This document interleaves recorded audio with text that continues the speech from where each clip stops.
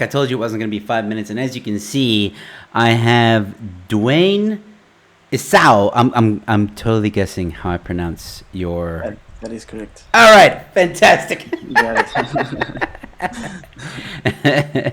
All right, yes, Duwayne Esau is with us, ladies and gentlemen. If you're wondering who Duwayne is, I will tell you in a moment. He is a young liberal and public policy honors student. So, you're still studying? Yeah, studying and working at the same time. So that's Fantastic. fun. No, it should be fun. Duwayne, we met. I think it was December, November. Yes, roundabout there for the Yeah, first time. for the first time. Seen you a lot on Twitter. You always Yeah, have great tweets.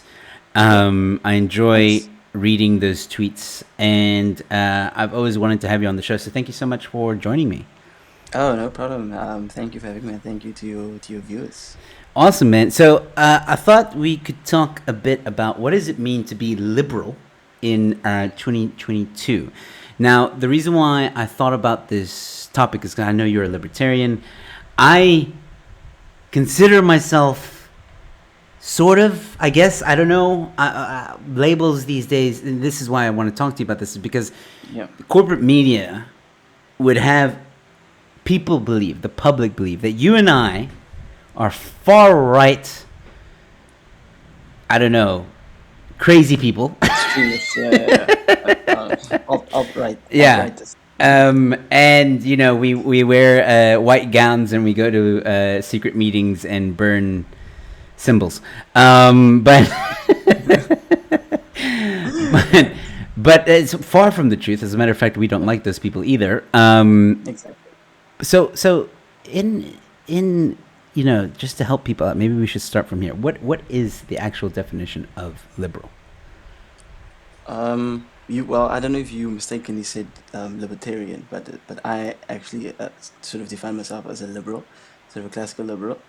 A liberal, in sort of the truest sense of the word, is essentially a person that subscribes to certain sort of, I would call them core principles.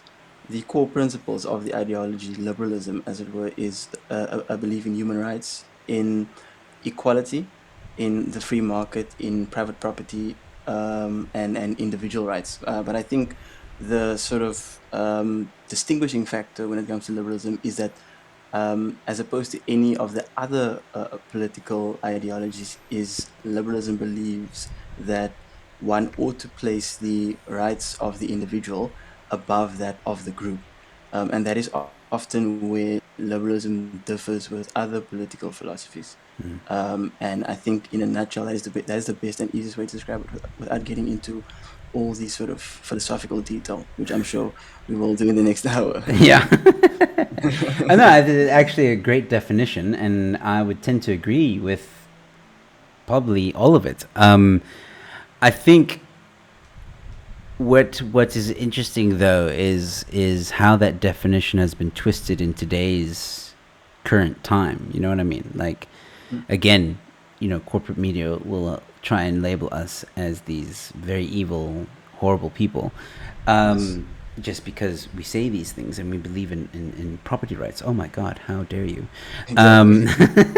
How evil. So what if someone who's watching now, right? So you corrected me earlier. You said I said libertarian. So help me out. What's the difference between a liberal and a libertarian? From my understanding, the difference between liberal and libertarian is, essentially, in a nutshell, is more government involvement, as it were. So the libertarians believe that we do not need a government sort of at all, right? So government is sort of superfluous, and that we can essentially replace government with either private citizens or private entities that can essentially take over the functions of government. There are obviously sort of points of contention in that argument, like for instance, the service that government provide that is not profitable. So who would then provide that? But there are many prominent libertarians that have come up with arguments in sort of in contrast or as a counter to that argument. So that's essentially the difference between the two. Is that as a liberal, you would liberals generally agree that there is a need for government, at least at a minimal level, right? So one of the another core tenet of liberalism is limited government. It's not sort of the sort of big statist, big government, endless social programs type of government. Yeah. Okay, so libertarian likes government, liberal doesn't like government. No. Liberal sees a need for it in a limited sense, but libertarian does not. So they would then Okay, believe, yeah, okay. All right, so you are liberal. yes, I would be, I guess, liberal as well. I don't know. Is there a need for government? See, here's the thing. Like, yeah, government needs to work first. of Like, course, can we yes, not yes, have yes. that T's and C? Yes, yeah, yeah. I think as a point of departure, that is what one assumes. As a liberal, you assume that the sort of the state is functioning, and therefore it serves the purpose, that sort of minimal level of purpose where you would need a government to step in, right? We all know this. We all know that there is a basic level of services that needs to be provided for free for people who can't afford to provide it for themselves, or pay for it to be provided by the private sector. Now, if the government does not succeed in doing that, then it's a totally different ballgame, Mm. because then they do not serve their purpose in the first place. So then the libertarian argument becomes sort of self-evident. You're like, well, they aren't doing this anyway, so why do we need them? Mm. So then, do you move over to this to the one that says we don't need government? You're kind of forced onto Ex- that yeah, onto exactly. that Yeah, side. yeah. Okay. All right. So let's keep it to a South African context then, because the government right now doesn't work. ANC failing on so many levels. If Yeah. For those viewers that were staying with me at the beginning of the hour, you would have seen all the things that I brought up. Like ESCOM now. Anyway, the question I want to ask you is, in South African context, does it change what a liberal is? I don't think so. I think that there is in every theoretical idea there is an ideal, right? Even in chemistry, even in science, there is an ideal sort of gas, if you will, right? But then there are also the ways that gases actually behave in the real world. Similarly, there is the ideal philosophies, the way sort of the I don't know what you would call them, the founding fathers of these philosophies, like Adam Smith and Hobbes, and those people sort of foresaw what the philosophy would look like. But then there are also the practical limitations of the real world. Hmm. For example, in an ideal world, we would not need for social programs to take care of themselves. In an ideal world, we would not need free education or healthcare, and all these sorts of things that we would not need. But unfortunately, we do need them, because the reality is that there are people who fall through the cracks. There are people who can't take care of themselves. So the reason why I don't think that liberalism changes, depending on where you are, there are core tenets that one has to subscribe to if you want to call yourself a liberal, because there's always this argument of like, well, liberalism is all about tolerance, right? And so where do you sort of like draw the lines? I think you draw the line at the core tenets. Once you sort of sway off those, then you sort of lose the core liberalism, if you will.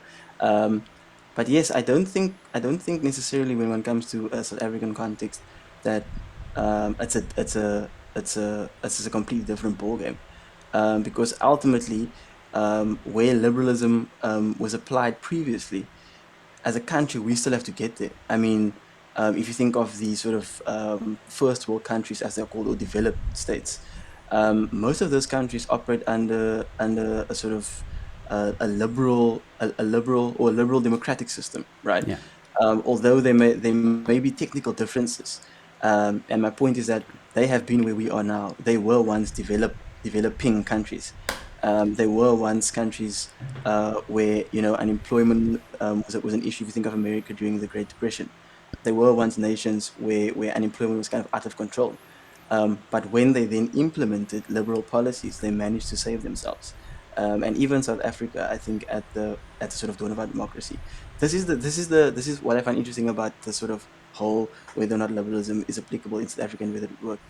When we had the opportunity to write any constitution we want, we decided to write a liberal constitution. Like when all the chips were down, we could basically start from scratch in terms of writing the framework in which our country would operate.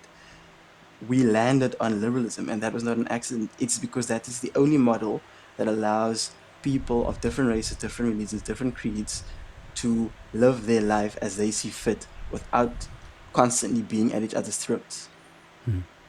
Yeah, and I often say, like, Western Cape is a very good example of this in terms of, like, on a very small scale, obviously. But you have many different, like you said, races, groups, creeds, tribes, whatever you want to call it, religions, people from different backgrounds, and living in harmony. And it's great to see. So I think my point is Cape Secession. No, I'm kidding. We can talk about that if you want as well. We might get to it. Yeah. But I really, okay. So it, I I feel like South Africa has taken the term liberal and twisted it. Because if we look at some of the people that we encounter on social media, and I'm sure you've seen some of these individuals, these anon accounts and others, who I wouldn't say that they advocate or say that they're liberal. I don't think I've seen them ever say that. But they kind of use some of the ideology from liberalism, if I can say Liberalism. that. Because they also preach, like, oh, we must be tolerant of each other. Oh, we must be Yes. equal. Oh, we must be this. So there's a lot of that being spewed out, but they don't act the way a liberal would. Like, I don't know if I am. I don't like these labels. I just believe in treating other people good. Like, Yes. respect one another, that kind of thing. Yeah. Yeah. I do believe, obviously, in individualism and like, everyone has the right to live their life and blah blah blah, Yeah. as long as it doesn't affect me or hurt me or whatever. So I don't know if that's liberal. I don't know what that is, but my point is this: um, liberalism to me sounds good in the sense that, like, it also preaches, everybody's allowed to live how they want to live, and as long as you don't affect others, we need to tolerate each other. But then there's a point where it seems like there's liberal and then there's crazy liberal, because because some of these liberals, or whatever you want to call them, I call them far left, wokies, will preach tolerance, right? They're like, oh, we gotta be tolerant of everybody, but then they'll look at guys like you and I and cast us aside and say that we need to be condemned and try and go after our income and do all kinds of horrible things. I'm not saying that you've been Exactly. canceled, but I'm just using an example. Yeah. So what do you say about that? Do you think that these wokies have taken or hijacked, for a better term, the term liberal? I think you just broke up for a bit. Sorry. Sorry. No, I The asked you last the bit. yeah, I asked you the question. Do you think that the wokies and the far left have hijacked the term Yeah. liberal? Oh yes, definitely, absolutely. And I think the reason for this, the sort of the underlying reason for this, is because the entire world is so influenced by the US, and liberalism in the US has been, the meaning of the word has been changed, and as liberal in America became essentially more left leaning and ever increasingly more leftist. It has dragged the entire world, the entire sort of Western world along with it, right? Because we are so influenced by the culture in America. We dress like them, we want to be like them, we watch their movies, we follow their politics. And so as the identity of a liberal in America, or the meaning of it, has changed over time, the world has slowly but surely shifted along with it. And you have all these contributing factors, such as what you call critical race theory, and sort of cultural Marxism, that has broken out on campuses, that people like Ben Shapiro and Jordan Peterson has been quite vocal about. So all of these things have contributed to that, right? Because even the word progressive has now become a word that I don't want to associate myself with. But it's weird because people like Helen Suzman and Colin Eglin and Frederick Clabert Francel, in the South African context now, they belong to a party that used to be called the Progressive Federal Party, the PFP. which is obviously the sort of ancestor of the DA. So those people were progressives. Martin Luther King was a progressive, but the word has now taken on an entirely new meaning, and that's why many liberals don't subscribe to sort of that description of themselves. Yeah, that's very interesting because I remember when I was growing up, and I told my wife this once, like, because I consider myself like I was left, if that makes sense. Like I Mm. was on the Yeah, left before yeah, the before Trump, like yeah, pre-Trump. I was on the left, and I thought I was right. Like I thought I was where I was supposed to be. Like hey, equality and all that stuff. yeah, The guy. I was like there, man. I wasn't yeah, communist. I knew that communism was bad and horrible, and it's been tried before and it failed, and then, all that cock. But I really, really thought left was good, right? And mm, then my eyes were opened up, and I've been saying for a while, like, oh, I'm center leaning right, but I've grown to not like these labels because I feel that yeah, everybody has a very is very complex. We have a lot of yes. different beliefs and stuff like that. So, but for context, all right. So you've got liberal, which is on the left, or is liberal like a center thing? So liberal isn't so according to my understanding and according to the political spectrum, liberalism is dead center, right? So Okay, that's in the sweet spot. That's like the ideal, and okay, then you have sort of left leaning, right leaning, and further out, on either okay. side. So you've just confirmed I'm a liberal. Thank you. Now, okay, so you have liberal, right? And you can Yeah, go more right or you can go more left. And apparently, if you exactly, go more left, you start to enter the progressive sphere of things. exactly, Okay. exactly, exactly. So is progressive now? So that's the left of the left. Yes, exactly. That's where Nancy Pelosi likes to be. So so is there any more than that? Is that like boom communism No, or no. So, well, what people don't understand is that this is sort of this is the sort of march towards them, right? okay, It's a march towards the end result is what you're saying is communism, okay, because the principles are the same. So it is this belief that if you do not subscribe to, or if you do not agree with us, then we will cancel you. So yeah, we will silence you, right? That's a march towards the extreme, and yeah, we are well on our way there. And the today's progressivism is more under, it has more cultural Marxist undertones, yeah, in terms of their whole postmodern approach to the world, in terms of there are no absolutes, you know. So essentially, in postmodernism, everything is up for question. That is what fed the whole sort of gender slash sex movement, gender identity slash sex identity movement, right? Because it's, even if someone looks like a man, how can you just assume that he's a man, right? So there are no absolutes, and that's where the whole non-binary argument comes from.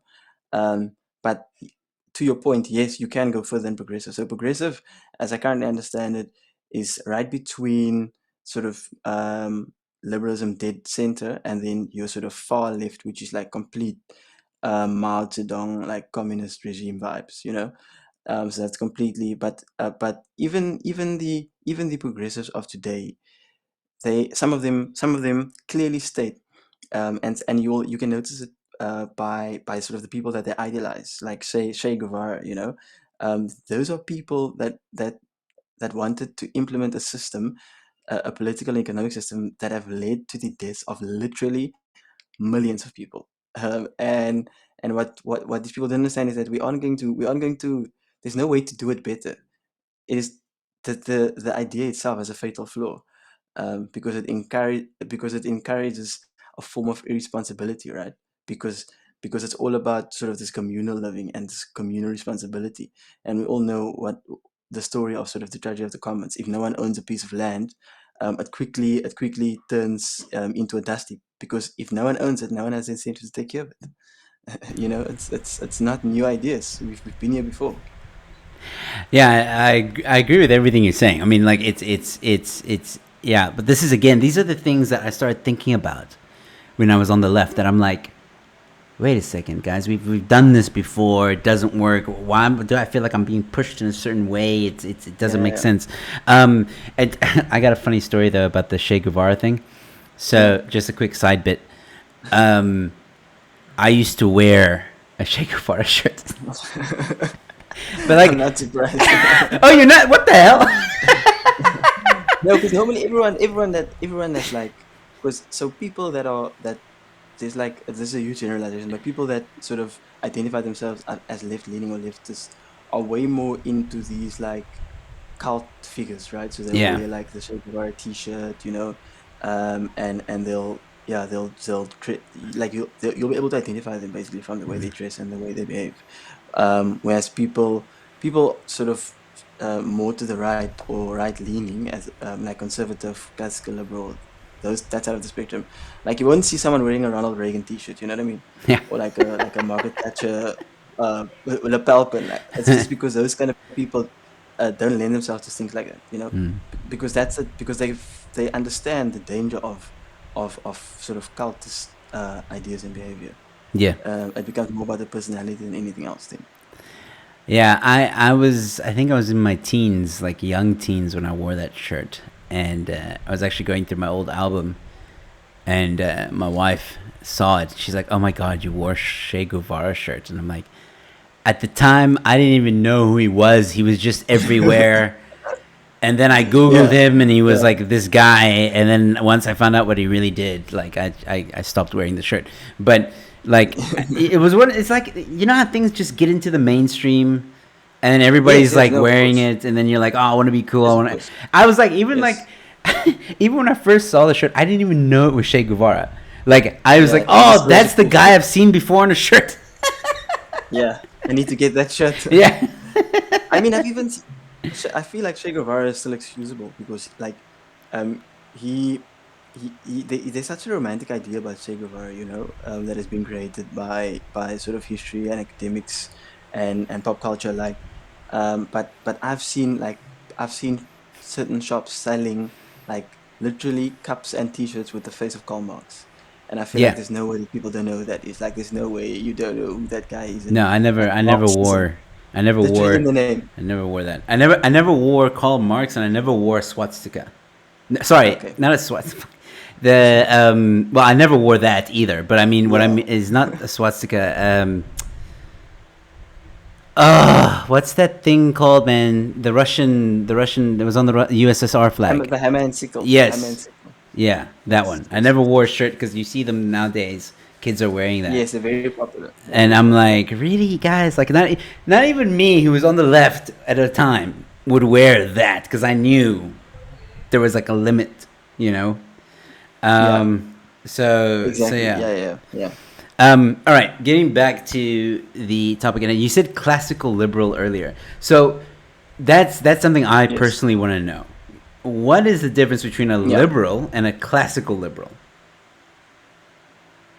The the classical liberal, this is gonna sound very, very cliche, but so when you are a liberal, you are generally more social in your beliefs in term in the sense that um you will generally be more inclined towards a government that has that is geared towards sort of social welfare, right? Social welfare. But the classical liberal, which is like right leaning, so it's like center right, so that's like right between liberalism and conservatism, right? So it's very close to conservatism, which is what people often say that classical liberals are just conservatives who are afraid to say they're conservative, right? Because no one wants to say they're conservative. Apparently, if I was, I'd quite happy say it. Quite happily say it. But anyway, so when you are a classical liberal, you would be less inclined towards that the social welfare aspect and more towards a personal responsibility, which is why it's so similar to the sort of conservatism. Interestingly enough, classical liberalism in the United Kingdom was founded or was rooted in the Conservative Party. today's Conservative Party, because back in the day there used to be two parties called, I can't remember. I think it was the Whigs, and the something else. I can't get the names now. But it's the Conservative Party is essentially an amalgamation of two parties.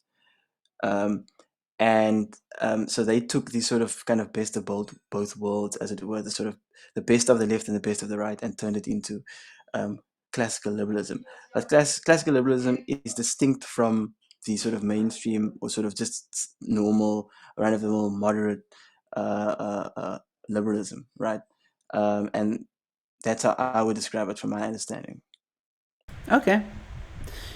Now I think I've shifted into classical liberalism. Because like I used to say on the show, like I'm center leaning right. So Yeah, yeah, yeah, yeah, I yeah, guess I would fall under yeah, the classical liberalism. yeah. Also, there would be there's sort of this very fine balance. As a classical liberal, you would generally be you would not be in favor of sort of high tax, right? You would not be in Yes, favor of not in that. favor of that. Um, you would be in fa- you would be inclined to be more in favor of free enterprise as opposed to government regulation, Yeah. which a lot of liberals would prefer for the government to regulate quite heavily, but the classical liberals not so much. So those are some of the differences. But it's very nuanced. So one really has to get down into the details to bring it up to the full. Okay. Okay, but this is making my world a whole lot clearer. I'm definitely classical liberal then. Um, Welcome to the uh, club. yeah. So I just want to say here, Mork Rock saying a Shea shirt is literally a ham and sickle. Dude, I didn't know. Okay, I didn't know. I wasn't into politics when I was 13, man. I had a skateboard, and that was it. Like, I'm trying to show off. Also, it did Uh, help. I'm presuming, because I never wore one, but I'm presuming it did help with the lady folk. Because if you wore that, you were kind of seen as this like caring, bleeding heart type of dude. So I'm guessing it did help with the lady folk as well, or not? From you shaking your head, so I'm assuming no. No, no. But then again, it could have been my personality. Who knows?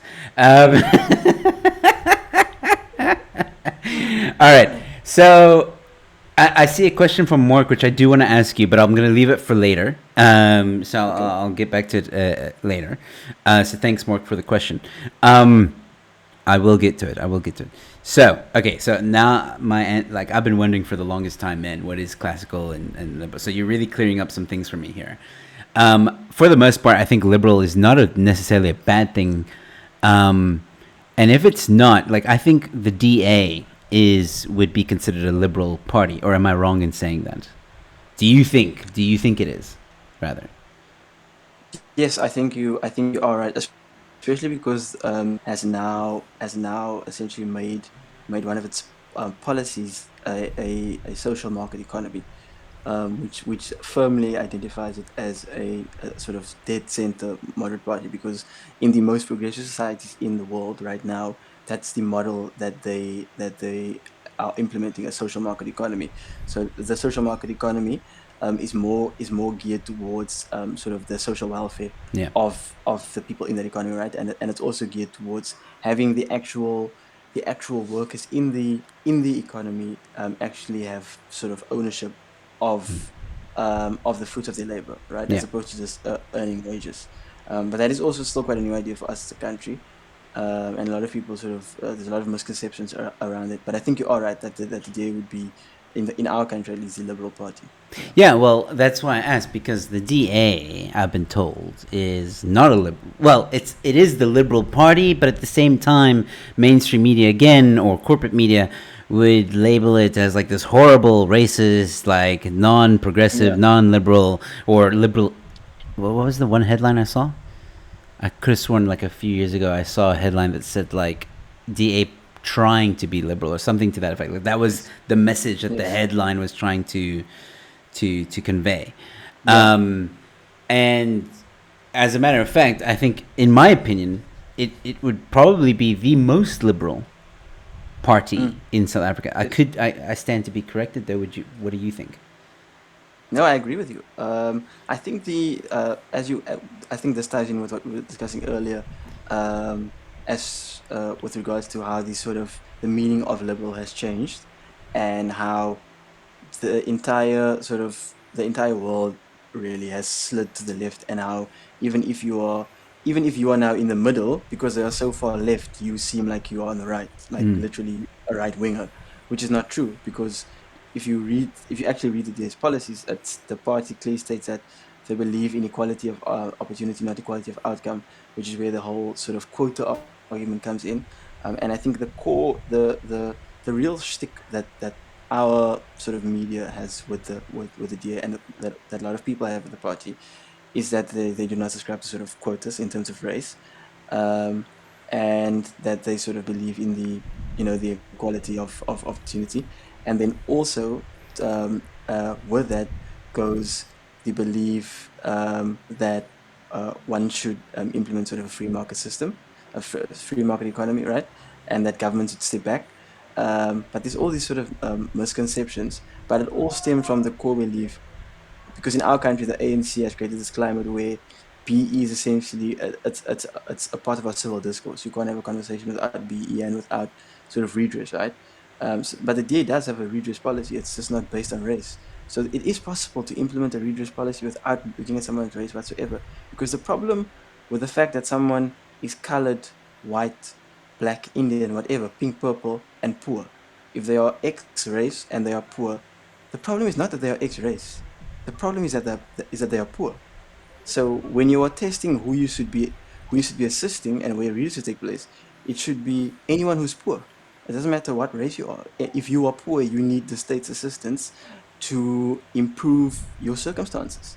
And the sticking point there is that people say that yes, that's just a way for the DA to sort of to avoid the reader's argument, but it's really not, because even by default, even if they only implement a reader's policy without looking with race as a sort of determining factor, by default they will mostly be uplifting the black demographic in South Africa, because because our country is majority black. The majority of people who are poor is by default black, simply because they are higher in number, right? So in terms of proportion.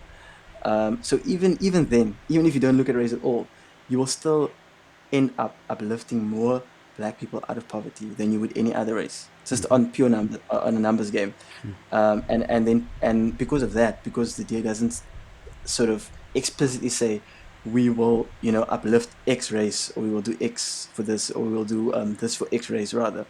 um, that's why they often get this image of being anti-black, anti-poor, which in reality they are not. Yeah, no, I know that. I think like what's interesting to me is again this idea of liberal. Like I see liberalism, if I can say that, as a good thing. I think most people nowadays would relate to liberalism in some way or another. Maybe not 100%, maybe not 50%, but in some way, because liberalism is to me doesn't sound like a bad thing. It's not like communism. Like Mm, that's horrible. exactly. And authoritarianism is horrible. Tyrannicalism, whatever you want to call it, is horrible. Tyranny, like liberalism, and again, far right is also horrible. Yes, And I'm like the alt right crazy people. So liberalism, as you mentioned earlier, is like smack bang in the middle, which I yes. think for a lot of people on this planet are naturally there for the most part after I don't everything think we've been to as a species. Like I don't all. think you're all correct. Oh, really? Okay. Well, this is Yeah. interesting. Why not? I don't think that I think the natural tendency of every human being on this planet is to want to be with people that look like them, speak like them, do the things they do, say the things they say, believe the things they believe. It is our natural human tendency to want to be in groups, because we are social beings. And your first instinct is to be with people, like if you walk into, like, let's say you walked into a completely unfamiliar, like you walk to Antarctica, and there are like different people, people like three eyes and people with like four legs, whatever. Not only do they differ in race, but also in sort of phenotypical appearance. And then you see, Joe, let's say you see a purple person, but they have two eyes like you, one nose, and so they have everything else like you, but they just have purple skin. And everyone else is like, they have like a third eye, or they have like a elongated head, or whatever. Everyone looks different. Automatically you're going to sort of gravitate towards that person simply because they look like you. You might walk up to them and they speak a completely different language, but purely from a visual perspective, that is a person that you would gravitate towards. Mm. And later on, you might find out that actually there are other people who do not look like me, but actually I have more in common with them, which is actually what we discover most often. Yes. But inherently, people aren't liberal. Liberalism is something that uh, one has to mature into, really, because even as a child, you won't necessarily go and blend with people that do not speak your language, or people, if you go into people's house and let's say they eat dessert before they eat supper, you'll tell your mom like, I'm not going to those people again, they're weird. And your mom be like, don't say that, they just have a different way of doing things. Which is why everyone says that the best thing that you can do for yourself to broaden your horizons and your thinking is to travel, Yeah. because it's such a huge culture shock. I'm Absolutely. sure you can attest to this, Joe, as someone from America coming here, hearing people shout, "Futsak" or whatever the case may be. I don't know if I'm allowed to say that. I was just making an example. No, you're allowed to. I think, yeah, look, you'd be correct in what you said. I think I was trying to make the point of, you're right. When humans are first born, there's a lot to learn. But I mean, Yeah, as we grow up and as we mature, and I think you phrased it correctly there, like you mature into liberalism. So yeah, I mean it like that. Like, I think as a species, where we are now in the history that we learn, okay, maybe not the history now that we learn because some of it's warped, but when I was growing up, okay, let's take me as an example. I mean, everything you just said is me. I traveled. I've lived in America. I've lived in Egypt. I lived here. Traveling, I agree with you 100%, really does open your eyes. It teaches you true tolerance and respect for other people and other cultures as well, mm, religion as well, and all that other stuff. So, mm, yes, definitely matured into liberalism. And I think for those, even if you don't travel, I'm not saying you have to travel to be liberal, but even if you don't travel, I think, like you said it perfectly, mature into liberalism or liberal, to become a liberal. yes, I think is a very good way of putting it, because I think for the most part, the human species, knowing our past and knowing where we want to go, the rational thinking ones will fall mm, or mature into liberalism, because everybody wants to work. Everybody wants to believe in the God they want to believe in.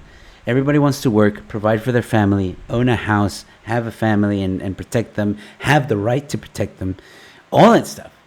And then, yeah, and as far as I understand, is what liberal people want as well, like the right to live our lives the way we want to, as long as it doesn't affect or harm anyone else. I'm paraphrasing, of course. yeah, Um, yeah. I and think yeah, I go think ahead. that's it. That's correct. Um, No, I was just gonna say I think that's correct. Yeah. yeah. So it's funny to me how you and I have to kind of discuss this little topic, because it is confusing, I think.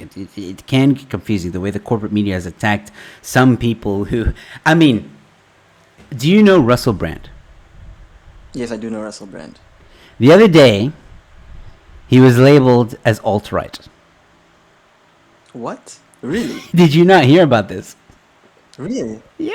No, I didn't hear.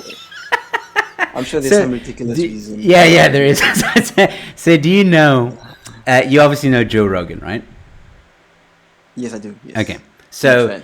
there was this, I'm trying to remember now, this lefty, obviously one of these far left woke guys. Um, Yeah. I can't remember if it was just after what Neil Young tried to do, or if it was after, oh no, I think it was after the whole N-word thing with Joe Rogan. Oh, Someone yes. took the time, okay, to go through all of Joe Rogan's guests that he's ever had, and made two columns, a spreadsheet, made two columns, okay, left and right. And of course, the alt-right or whatever list was huge. and the far left or the left was very small, like only like maybe Yeah, 20 people, and the other yeah. 100 odd were all alt right. Of these names that were on the alt right section, Jordan Peterson Of course. and Russell Brand. Russell Brand still made a video out of it. He's like, I'm alt right, guys. And But the sorry, he made a video out of it addressing it, obviously, and he was explaining his yeah, worldview in the video. And this guy yeah, is probably more left than you, or like I would say he was pro, if there's such a thing, classical progressive, if we can call it that. Like, yeah. That's, yes, yes. I think that's fair to say. yeah. Um, but yeah, that's see, and that's the problem with the corporate media and people in social media with because this guy who tweeted this wasn't a small account. This is a guy, he had a check and everything, I believe. Oh, I see. Verified. Yeah. So, spewing that kind of nonsense out there into the world is what blurs the definitions. Because, Yeah, yeah, oh yeah. my word, Definitely. if Russell Brand is alt right, we got problems. I don't. Yeah.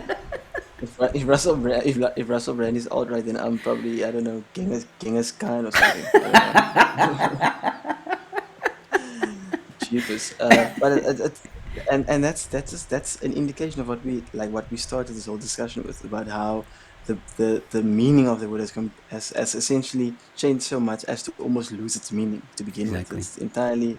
It's entirely meaningless now, because it's this whole sort of shift, right? And it's not as if as so the idea of a sort of left leaning liberal, or progressive rather, has shifted so much, right? But we haven't shifted sort of along with him to move sort of further to the left, to sort of, I don't know, to cede some ground in terms of some principles, if you are getting what I'm saying. So if this is the spectrum, they did this and we just Mm. like stayed here. Yeah. So what they would have expected is that we sort of did this as they moved along, right? Yeah. But because we stayed here, because they moved further there, the further they go, the more like alt-right we see. Mm. But in reality, like the principles that people like you and I subscribe to haven't changed for the last 100 years. That's the Mm. entire point of principles, Yeah. is to always have your principles there, so you can go back to them and see, am I sticking to the principles that I would like to adhere to? You know what I mean? That's literally the point of principles. Yeah. I yeah, man. I like I said, the world's crazy, and this is why I wanted to have this discussion with you, because I think there are people out there that may see the word liberal and be fearful of it, but there's actually nothing to be fearful of, because you probably relate to that ideology more than any other, or political spectrum, whatever it is you want to call it. You'll probably relate to Yeah, that more than any other sphere of the political spectrum. Um, yeah. and I don't think it's a bad thing. I think it's a good thing, guys. And how would you? Final question before we move on to some of the questions in the comments. So, in a kind of conclusion-esque kind of way, how would you Yeah. define liberalism in 2022? Um, Liberalism 2022. That's interesting. This is gonna sound super like boring, because I was thinking about this for a while, and it's like what do you say about liberalism in 2022? Right? That's not different from sort of liberalism in 2002, because like I just said, it's all about your values. Well, it's all about your principles and your adherence to those principles, and it's always holding yourself accountable to the principles. So it's always reflecting back and being like, am I actually still do I still believe in the free market and private property and sort of individual freedom? So liberalism in 2022, ironically, is what liberalism has always been. And I do not think that there is the tendency to allow the sort of the sliding of the spectrum sort of towards the left, right, or the sort of disconfiguration of the spectrum, where progressives are now moving further and further to the left. There is a tendency for us to follow them, right? Because you sort of you don't want to be left behind, if you get what I'm saying. But liberalism in 22 is my liberalism is exactly, in my mind, is exactly the same as Helen Suzman's liberalism. when she was in parliament, the only person arguing against apartheid. So for me, it's still a belief in private property, a belief in free enterprise, a belief in individual rights, a belief in living your life as you see fit, as long as it does not interfere with the rights of others to do the same. There's this saying that the right to swing my arm stops at the tip of your nose. So I can swing my arm whichever way I want as long as I don't suck you in the nose. Yeah. So for me, liberalism today is what it was 20 years ago. Obviously, with certain caveats. The caveats being that as time progresses and as sort of the economics of the world and the way the world function changes, one has to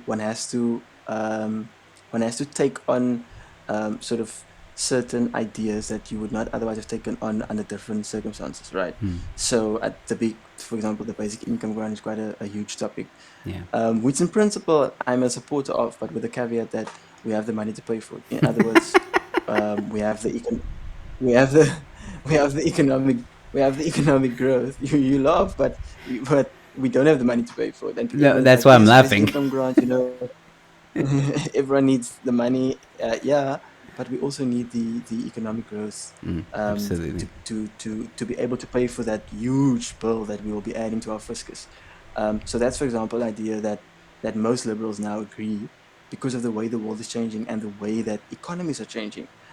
Ownership is increasingly concentrated in the hands of fewer and fewer people, and as the world shifts towards higher and higher skilled employment, the people who aren't that highly skilled are being left behind, and you need to at least provide a basic level of income that where people are able to survive, right? We still have to figure out the deals with this because you don't want to incentivize people to not like upskilling themselves and working hard at improving their skills.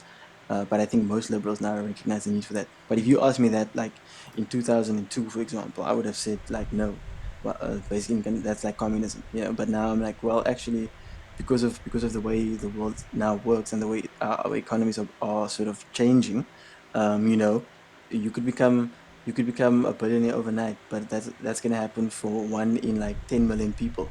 The rest, so that you have that like the 1 millionaire, and everyone else of the million, so like 999,000, is like almost peasantly poor. So the need for basic income grant does become more evident.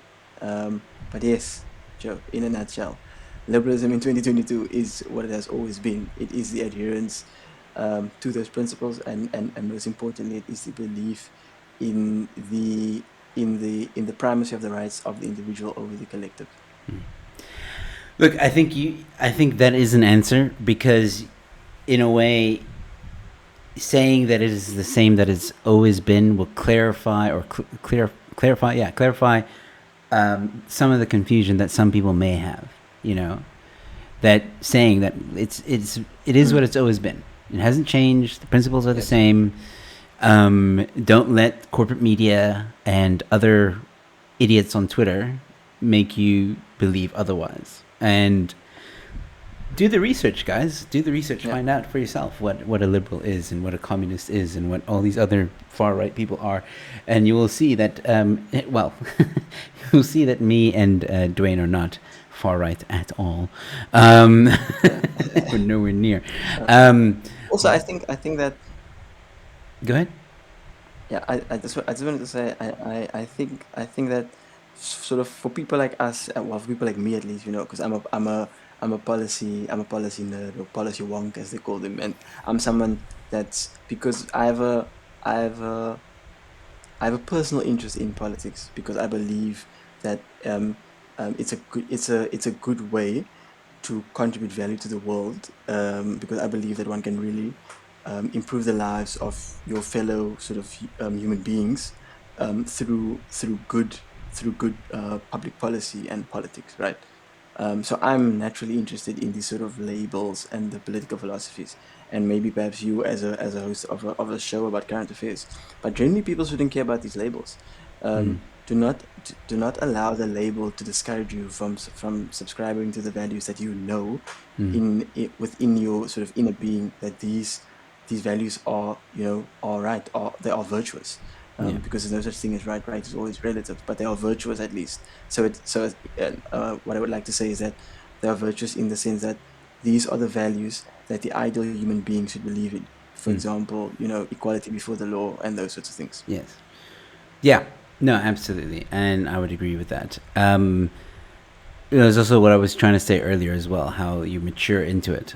Some people would eventually get there at some point, because, like I said, I was left. I didn't know I was like how left I was, but I was left, and then I kind of matured. Left behind. Yeah. Left behind is a good one. Okay, so quickly before we end the show, I just want to get to some of the comments and questions that some of the guys have been commenting and questioning. But before I do, I just want to say to the viewers listening and watching, thank you so much for listening and watching. In case you just tuned in, I have Duwayne Esau on the show. He is a young man who has a very big interest in liberalism and public policy. He's studying public policy honors, and so he's, like he just said, he's a policy nerd, policy bookworm, whatever you want to call it. So he knows his policy. Which, speaking of which, by the way, you've inspired me to have a bit of I do a panel night on Tuesday evenings. I'm not doing it this Tuesday because I didn't do a show. You and I couldn't do a show yesterday, so with exception to this Tuesday, but next week Tuesday, I have any Tuesday that I'm able to. I have a panel discussion, and I'm thinking, because I'm seeing a lot of little comments about the basic income grant, so I'm thinking, let's have a panel discussion. I'll invite you on because you're for it. I'll get someone else who's maybe not for it. First person that comes to mind is Jumo. But Dodgy apparently is also against it, if I'm reading his comment correctly. So let's have a chat about the basic income grant. Why you should have it, why we shouldn't have it. We'll all give our take on it and stuff like that. I'll add some, like, I won't let you be alone. I'll try and find someone else who's also for it. Maybe someone you can volunteer them. I'm not. I don't think the argument will be good because they're gonna say, well, we can't do it now. I think we're all gonna agree that we can't do it now. But I would say that if under ideal circumstance, if South Africa was reaching high single digits or low double digit growth in terms of 8, 9, 10, 11% growth every year, we'd be able to afford it based off of our annual income as a country and the revenue we'd be generating. But definitely under the current circumstances, I don't see it happening, at least for the next 10 years. Unless there's a drastic shift. All right. Yeah, but everybody would agree with that. You're right. But is the idea though of a basic income grant like? If they disagree on the fundamental idea, then we can have a proper debate. Okay. Well, Dodgy, do you agree on the idea, or are you also like? Because as far as I know, Dodgy's a liberal as well. So I don't know. But Dodgy, and I know Dumo doesn't agree, but maybe he also is on the side of like now. I don't know. I'll ask him. Anyway, would you be willing to have a debate? Not a debate. I don't like calling these panel discussions debate because it's more. I like to call them discussions. It's just a discussion. So debate already kind of like assumes that someone has to win, and it's not about that. It's about opening ourselves up to different ideas and opinions and seeing where we land at the end of the discussion. Not really about winning, but more about like maybe you'll shift my opinion and be like, yeah, okay, I would be for it if so and so, or I'd be for it if, or maybe you'll completely change my mind, Yeah, I must have put in this little disclaimer. I'm a sort of reluctant supporter of the basic income grant because we have such extreme. Our country is so cash poor, or people in our country are so cash poor.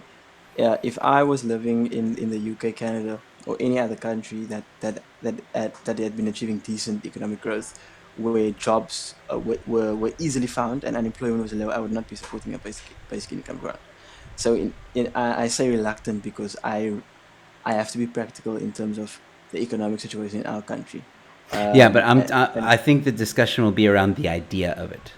Yes, So, definitely. so the idea of it, whether it's in South Africa or it's in other countries, or just the idea of the notion that a basic income grant is even needed in a society today, Mm, any society, mm, because, like you said when you were explaining it, that some people believe it's moving towards communism, or at least you used to think that. yeah. So let's have that discussion. Is it still based in communism? Is it not? The idea of it, is it a good idea? Is it not a good idea? Without obviously, we'll obviously touch on the idea of it being in South Africa, which I think we'll all agree not going to work. No. But let's talk about the idea of it. Okay. Yeah. Yeah, that sounds cool. Okay. Very quickly to the questions. Yeah. Okay. So Dale joining us. Hello, Dale. Thank you for tuning in. I see myself as a classical liberal with some anarchists sprinkled in. That's just a nice comment from Dale. Thank you. Yeah. Okay, so here's a question from Mork that I said I was going to keep an eye on. Yeah. Here's a question to ponder: is fascism on the left or the right? Uh, Fascism. I think fascism can happen on both ends of the spectrum. To be honest with you, because what underlies fascism is authoritarianism, right? And it's essentially sort of it's state control to the extreme. It's essentially trying to achieve the society, where no one sort of differs from each other, because the common saying is that Mao Zedong and sort of Adolf Hitler, they are different sides of the same coin. Because Adolf Hitler is often described as a fascist, and Mao Zedong is famously known as a sort of communist, right? But on either extremes, the conclusions are the same, Yeah, even though the aims are different, right? So the aims of the left and the right are different, but the end result is the same. It ends it ends in tears, yeah, as the youth say. It ends in it ends in mass murders. It ends in people going hungry. It ends in forced labor camps. It ends in state-controlled newspapers.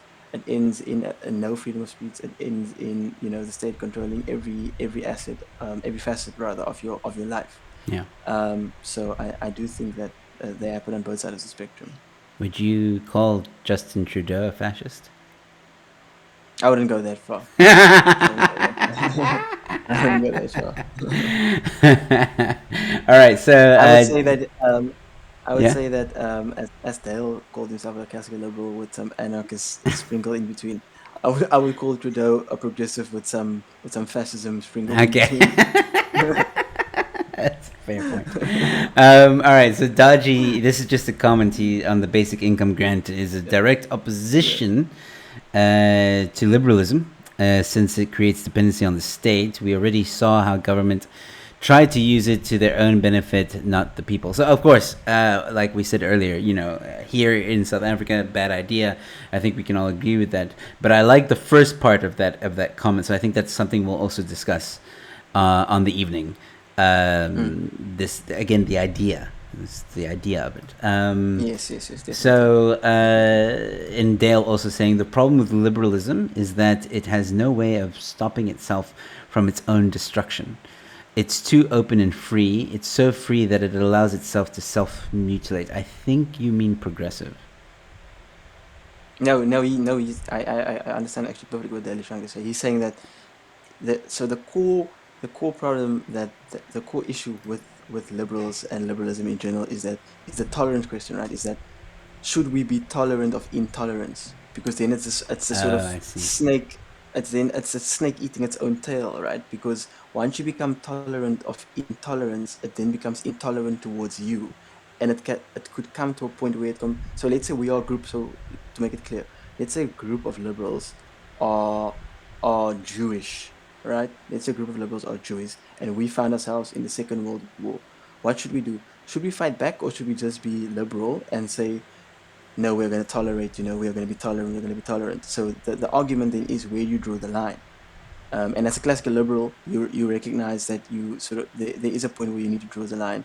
And the general classical liberal response is that you should not be tolerant of intolerance, because the end result is that it completely eviscerates you. Interesting. Yeah. I didn't think of it that way. But yeah, I guess they're. there needs to be a limit. You know, I've often said this as well. Like, there's people on the left and the right. You know, essentially they want the same thing. So the left will everything leads to communism. Yeah. For the right, everything can lead to freedom, but absolute freedom is also a utopian idea that will never come to the fold, ever. Exactly. Because it leads, I mean, like you said, we'll eat ourselves. And I truly believe that. Like, and this is like, we're going to have a discussion about hate speech, you know, where I understand, because again, we're really talking about freedom of speech, you know. We don't have, like, the one side argues that we really don't have freedom of speech because there's limitations like hate speech. I'm paraphrasing again very heavily. But I would argue that, like, again, if you have absolute freedom of speech, where does the responsibility lie on? Someone has to be accountable. Exactly. You have to have this kind of you have to have the sort of the moderate middle, if you will. Exactly, and I think to a certain extent, we as a species have kind of seen this with ourselves. I'm talking about years and years of history here. That we've progressed, for lack of a better word, to the point where, you know, we're looking at ourselves and we're like, yeah, no, we actually strive for freedom, and we have a lot of freedom, we have a lot of rights, but these freedoms comes with responsibility, and that's what I would argue. So I would agree, yes, there needs to be some kind of limitation. If we're let go as a species to do whatever the hell we want to do, well, shit. I think maybe if that's the case, have you ever watched the movie Purge or The Purge? Yes, I have. Exactly. That's exactly where we'll end up. I think like for an hour, is it an hour a day or an hour a month? No, it's a night. No. It's 24 hours a year. Yes. So 1 day a year. One day. I think we should just have that. Like, to let it all, just as a sort of decompressing therapy, you know, just let it all out. Yeah, I mean, like, some of us are gonna die. It's unfortunate. Yeah. But that's the sacrifices that some of us will have to make. Yeah. Exactly. Yeah. So just to get, because then we abide by the rules. Maybe the world would be a better place.